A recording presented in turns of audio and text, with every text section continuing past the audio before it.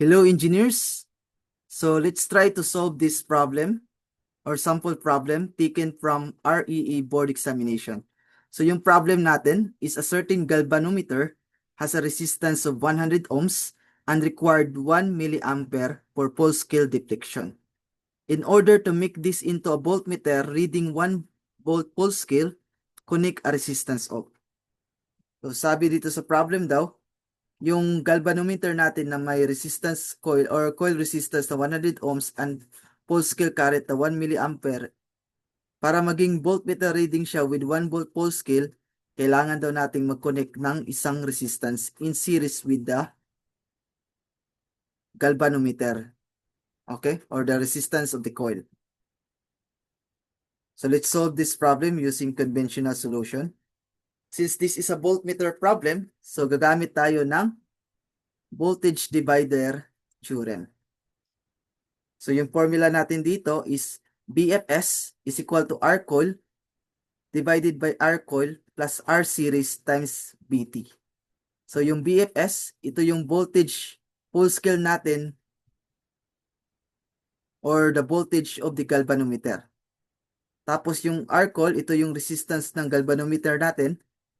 Tapos yung R series is ito yung ating i-connect na resistance in series with the galvanometer.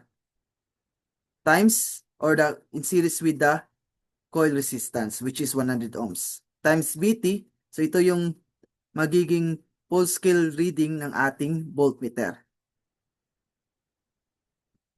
So first, yung unang given natin dito is R coil which is yung resistance ng galvanometer which is equal to 100 ohms. Para ma-solve natin yung BFS, so ang gagamitin natin na formula is Ohm's law. So IFS or the pulse scale current times the R coil. So yung full scale current natin dito is 1 milliamperes.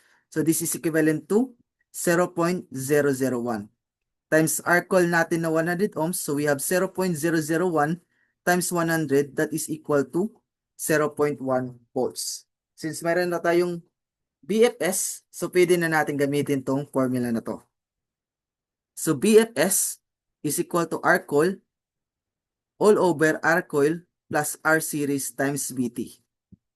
To substitute, yung BFS natin is 0.1 equal to R coil natin which is 100 ohms divided by R coil which is 100 plus R series which is yung ating hinahanap na resistance na i-connect natin in series with the coil resistance na 100 ohms times yung voltmeter reading at pulse scale which is equal to 1 volt. So using your calculator, punta lang kayo sa mode 1 and then input lang natin to.